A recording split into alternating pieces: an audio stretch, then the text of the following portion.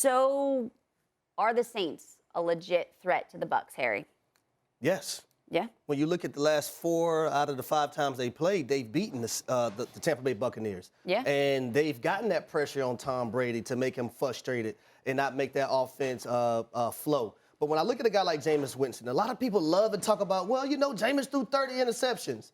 You can't talk about Jameis threw 30 interceptions and not talk about the 5,000 yards that he threw for or the 30 touchdowns either. Yeah. They go hand in hand. You can't just talk about one portion of the season and not talk about the other greatness that Jameis Winston had. Now, you look at last year and how he started the year, and you've seen, okay, being under Sean Payton, playing behind Drew Brees for a year, he's calm a little bit. But now he has receivers. You have Michael Thomas coming back. You have Chris Olave that they moved up in the first round to get. You have Jarvis Landry, also Marquez Callaway. Now, I don't know how many games Alvin Kamara is going to be suspended, and I think that's going to be a big loss right there, depending on how many games that he gets suspended. But I'm going to put my stamp on it right now. Jameis Winston going to throw for 4,000 yards this year.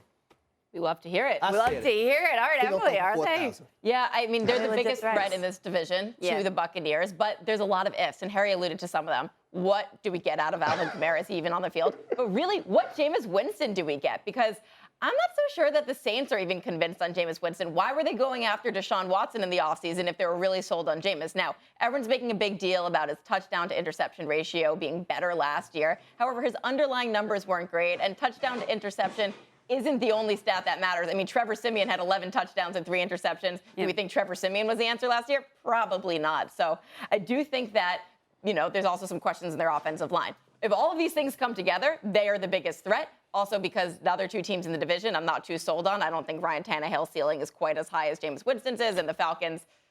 I just don't really need to say anything about the Falcons right now. Whoa. Would you like to say something about the Falcons, How Harry? dare she- Oh, wow. Do you think they could be a threat? How dare she disrespect I my mean, Falcons like that? Okay. What would you like to say Well, the nice about the Saints, Falcons? you know, the Saints needed one game last year to make the playoffs. Yes. You know, one of the games that they lost last year, who was against? I'm guessing it was The the Atlanta Atlanta Falcons. We've opened a So can don't of worms. The first Chris, game, help the us. first game of the year this year is going to be against the Atlanta Falcons. Okay, are you willing to say that they could be a threat in the division? Oh, the Falcons? It's opportunity. There's opportunity. There's opportunity. So you're telling me there's a chance. There's always a chance. If you go out there, you put your pads on. Whatever, Chris. All right, come on, Chris. Feel free to jump in.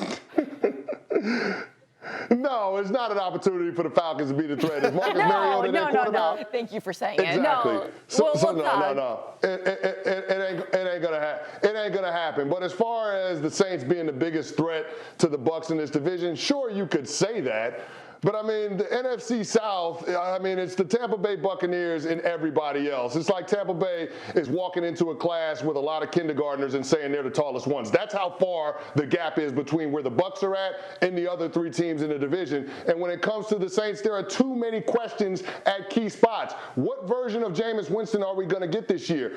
He's coming off of a knee reconstruction, and you're talking about losing a top 3 head coach in the National Football League who also happens to be the guy that designs the plays, and Sean Payton. So I don't know exactly what we're going to get from the head coaching spot in Dennis Allen. Coaching matters. And then the other part that has me a little bit concerned about the start that the Saints are going to get off to is not having Alvin Kamara. You're talking about potential 4 to 6 game suspension because of a violation of the personal conduct policy. So I just don't trust that the New Orleans Saints are going to be able to do enough to close the gap to the Tampa Bay Buccaneers with all of the question marks that they have. So I can't buy into that team.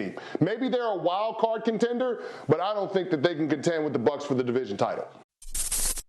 Thanks for watching ESPN on YouTube. For live streaming sports and premium content, subscribe to ESPN+.